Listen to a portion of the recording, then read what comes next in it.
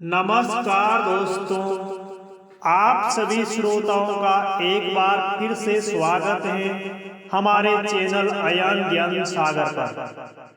सभी श्रोताओं को नमस्कार, हार्दिक अभिनंदन, शुभाशीष।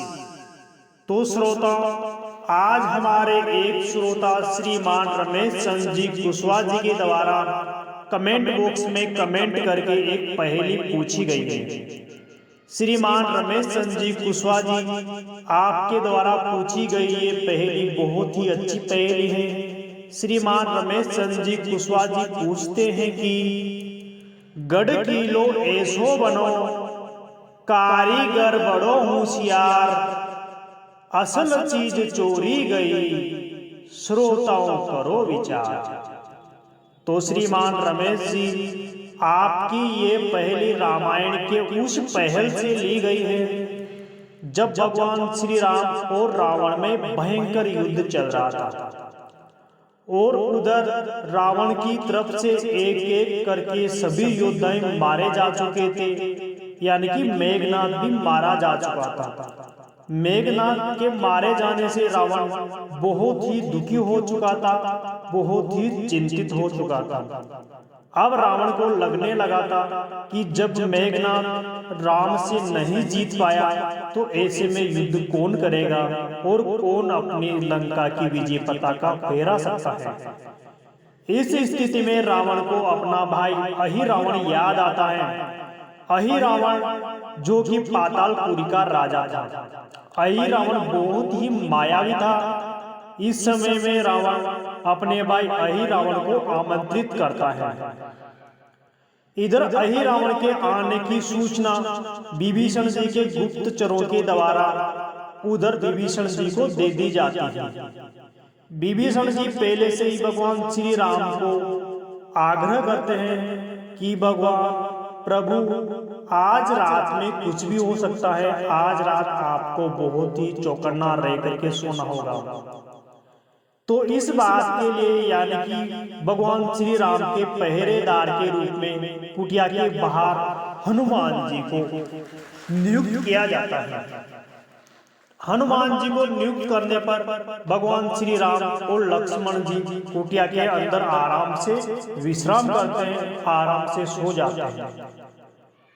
हनुमान जी भगवान श्री राम के पहरेदार के रूप में होने की वजह से वह कुटिया के चारों ओर अपनी पूंछ से बहुत बड़ी दीवार का निर्माण कर देते हैं, यानी कि पूंछ से कि उसके कुटिया के चारों ओर किले के रूप में अपनी पूंछ को घुमा देते हैं। बहुत बड़ा किले का निर्माण कर देते हैं पूंछ के रूप में।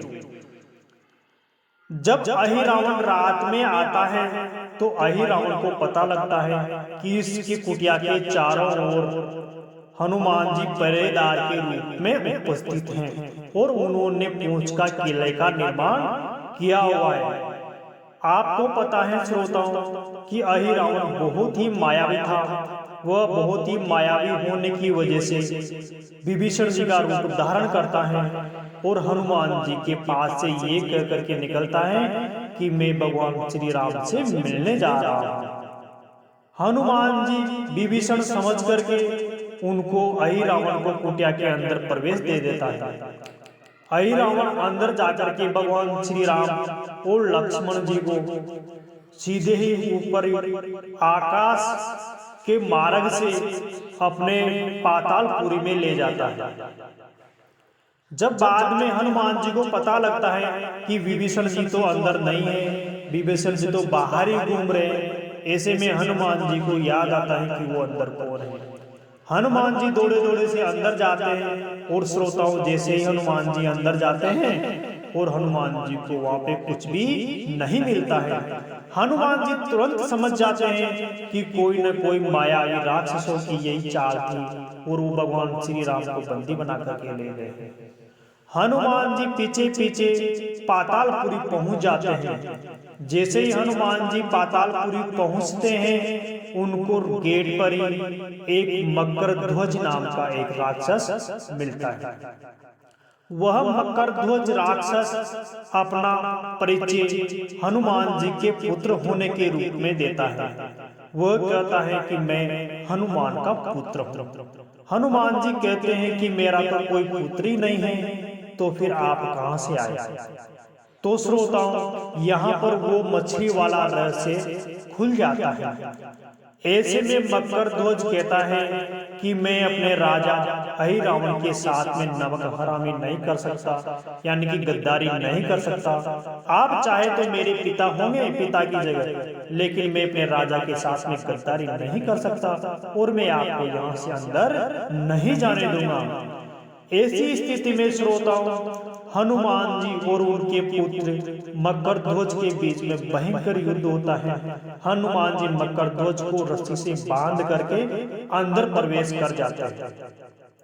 जैसे वो अंदर प्रवेश करते हैं तो थोड़ी देर के बाद वहां पर अहिरावण भगवान श्री राम और उनके भाई लक्ष्मण जी को बलि के लिए वहां की जो माता रानी थी निकुंबला देवी, उन पर उनका वध करने के लिए वहां पर भगवान श्री राम को लेकर के आते हैं।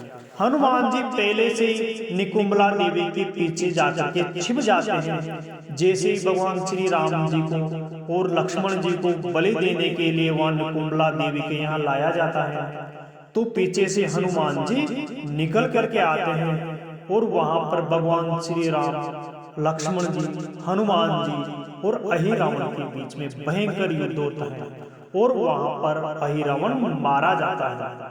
श्रोताओं, ऐसा भी कहा जाता है कि वहां पर पातालपुरी में 5 दीपक रखे हुए थे।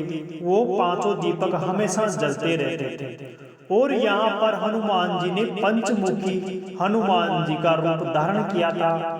ऐसा कहा जाता है अहिरावण के बारे में कि जो पातालपुरी में 5 दीपक जले हुए थे, जो भी उन 5 दीपकों को एक साथ में बुझाएगा उसी के द्वारा अहिरावण का वध होगा।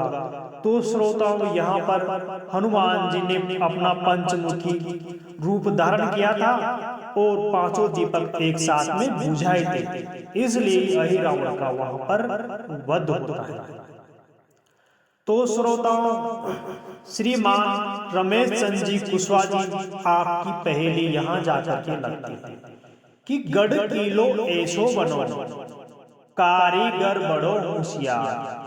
यानी कि हनुमान जी के पूंछ के द्वारा भगवान श्री राम की कुटिया के चारों ओर किले के रूप में जो पूंछ से की दीवार बनाई गई थी, वो उसके लिए कहा गया है कि गढ़ किलो ऐसो बनो, कारीगर बड़ो होशियार। यानी कि हनुमान जी बहुत ही इंटेलिजेंट आदमी थे श्रोताओं, ये आपको भी पता है, और वो बहुत ही चौकन्ने थे, इसलिए उनके भगवान श्री राम के पहरेदार के रूप में वहां पर नियुक्त किया जाता है।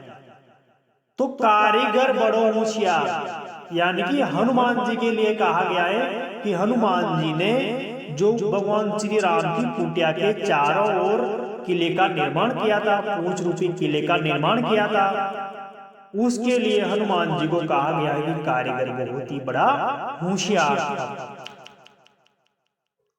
कारीगर बड़ो होशियार, असल चीज चोरी गई। यानी कि उनका मेन मकसद था, हनुमान जी का मेन मकसद था भगवान श्री राम और लक्ष्मण जी की सुरक्षा करना। उसके बावजूद भी अहिरावण आता है अपना रूप बदल करके भगवान श्री राम और लक्ष्मण जी को आकाश मार्ग से सीधा पातालपुरी ले जाता है। यानी कि असल चीज की सुरक्षा के लिए हनुमान जी को नियुक्त किया गया था, वो असल चीज चोरी जाती है, यानी कि भगवान श्री राम और लक्ष्मण जी की चोरी हो जाती है। तो यहाँ पर कहा गया है कि असल चीज चोरी गई, यानी कि भगवान श्री राम और लक्ष्मण जी का फिर भी चोरी हो जाता है। श्रोताओं करो विचार। तो श्रोताओं, आप इस पर विचार करिए। तो श्रीमान रमेश चंद्र जी कुशवाहा जी आपकी पहेली यहाँ जाकर के लगती है। श्रोताओं, एक बार जोर से बोले जय श्री राम। धन्यवाद।